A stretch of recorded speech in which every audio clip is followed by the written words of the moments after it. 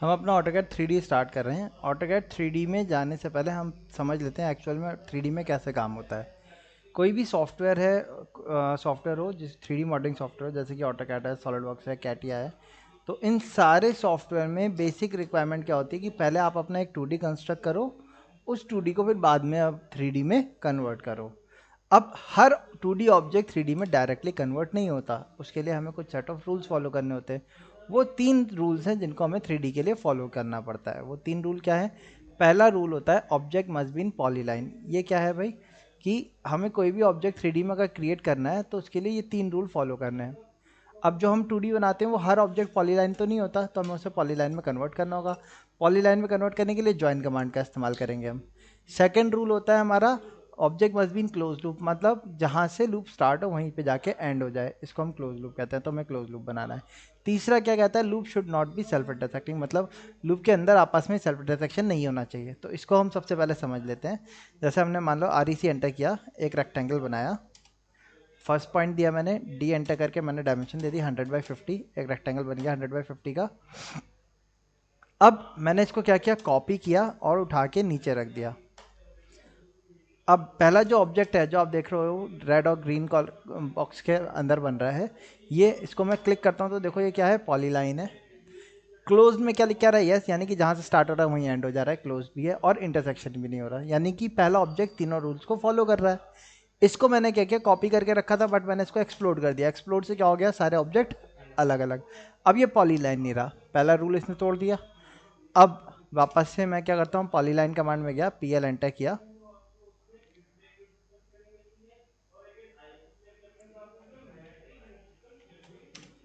मैंने पॉलीलाइन से यहाँ से एक रेक्टेंगल टाइप का शेप बनाया, बट पूरा रेक्टेंगल क्लोज नहीं किया।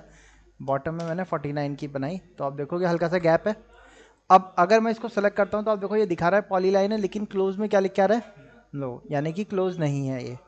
इसी तरीके से मैंने एक तीसरा ऑब्जेक्ट और बनाया।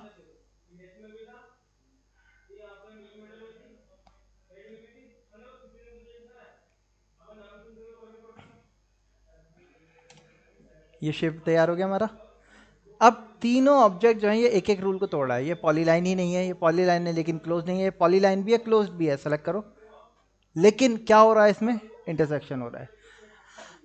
अब हम ऐसा क्यों सीख रहे हैं? ताकि हम ये देख सकें कि रूल अगर फॉलो नहीं होगा तो कैसा ऑब्जेक्ट बनेगा। अगर रूल फॉलो होगा तो 3D सॉलिड बनेगा, लेकिन रूल फॉलो नहीं होगा तो कैसा ऑब्जेक्ट बनेगा। अब ऑब्जेक्ट को 2D से 3D में कन्वर्ट करने के लिए पहली कमांड का इस्तेमाल करेंगे हम, जो कि है एक्सट्रूड। तो मैंने क्या किया, अभी अगर मैं इसमें एक्सट्रूड कमांड लगाता हूँ, एक्सट्रूड क्या करेगा? जो शेप है 2D में जो भी बना हुआ शेप है हमारा, वो उसको उसके परपेंडिकुलर डायरेक्शन में हाइट दे देगा।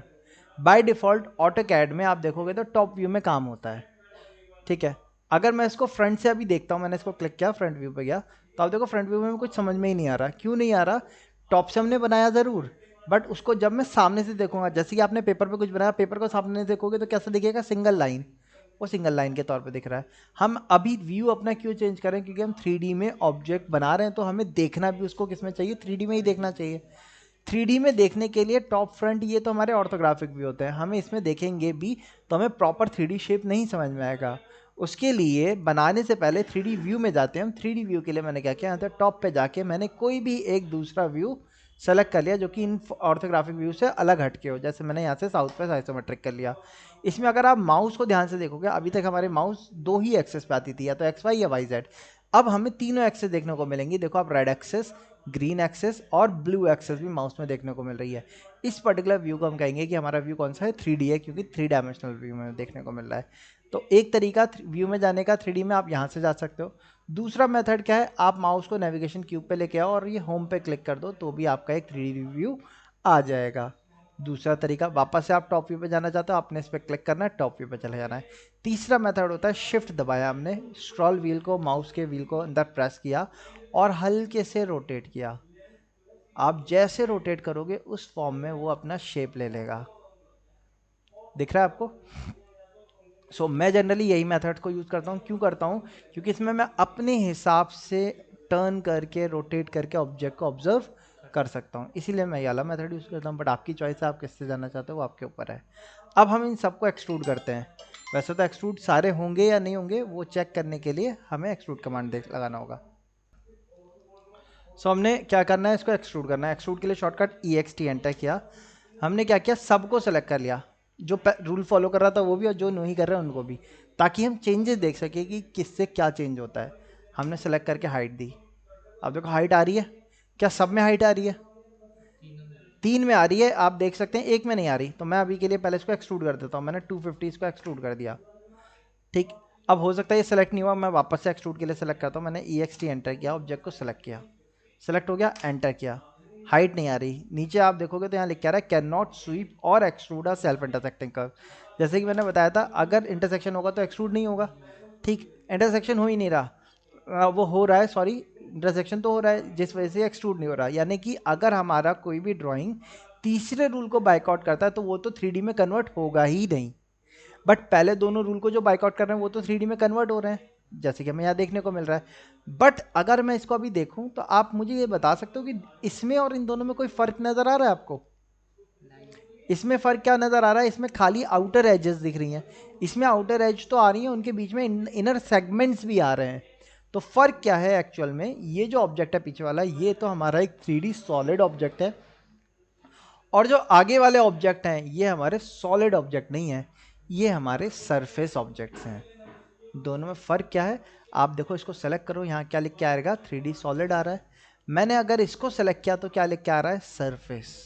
ये डिफरेंस होता है। अच्छा, बट हमें 2D वायर फ्रेम, हम अभी बाय डिफ़ॉल्ट यहाँ पे देखेंगे तो हमारा एक विजुअल स्टाइल कंट्रोल होता है। ये क्या करता है, हमें विजुअलाइज करवाता है प्रोडक्ट को। इसलिए कौन सा लगा हुआ है आप देखोगे तो 2D वायर फ्रेम। अब 2D वायर फ्रेम में वायर फ्रेम मॉडल दिखाता है। मैंने इसको क्लिक करके मैंने इसको कन्वर्ट कर दिया किसमें, कंसेप्चुअल में। जैसे ही मैंने कंसेप्चुअल पे क्लिक किया, आप देखो क्या फ़र्क महसूस हुआ मुझे ये समझ में आया कि ये तो भाई पूरा सॉलिड है, देख के समझ में आ रहा है। ये अंदर से कैसे हैं, हॉलो है। सो अगर हमने रूल फॉलो नहीं करे तो कैसे बनेंगे, हॉलो ऑब्जेक्ट, सरफेस बॉडीज बनेंगे। इसीलिए हमें रूल्स को फॉलो करके ही ऑब्जेक्ट क्रिएट करना होगा। ठीक है, सो ये तो हमारा स्टार्टिंग बेसिक था 3D का, आया समझ में?